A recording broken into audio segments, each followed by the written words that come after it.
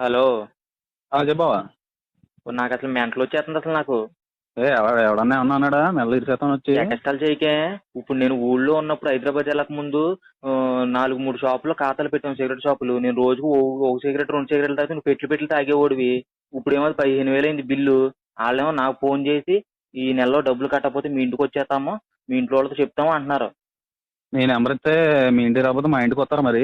నువ్వు ఎదవని తెలుసు. నువ్వు ఫస్ట్ లో ప్రతి షాపులోనూ నా నెంబరు నా పేరు ఎత్తినప్పుడు నాకు డౌట్ రాలా. అదేదో పెద్ద బిరుదులాగా ఫీల్ అయిపోయింది నేను. ఇప్పుడు అర్థమవుతుంది నాకు. అది నా సంస్కారం బావా.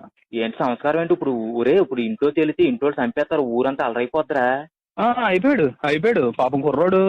డిగ్రీ అయిపోయాకమో ఇద్దరం కలిసి కోడి పందాలు ప్యాకెట్ అని తిరిగాం. ఈ రోజు వెళ్ళి హైదరాబాద్ లో జాబ్ చేసుకుంటున్నాడు.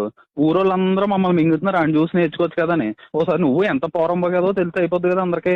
అసలు నువ్వేం ఫ్రెండ్ రా అసలు? నువ్వు నన్ను చిన్నప్పటి నుంచి గుర్తున్నాను, అయినా నీతోనే ఫ్రెండ్స్ పేరు ఇప్పుడు మేము గుడపక్కలు వద్దు బాబు, ఆ షాప్ వాళ్ళు వచ్చి కుడుపుతారు, లేదా మీ ఇంట్లో వాళ్ళు కుడుపుతారు. నువ్వు ఖచ్చితంగా నువ్వు సత్తావు. నువ్వు సచ్చినప్పుడే సుఖంగా ఉంటారా? నువ్వు సత్తే నీ దినంలో భోజనం నేనే పెడతాను. అవసరం 1 ఎకరం పొలం అమ్మేసి నీ దినం భోజనం నేనే పెడతాను. గులాబ్ జామ్ అటు భోజనాలు నీ గుర్తులో పెడతాను. అది నీకు ఉందా? నీకు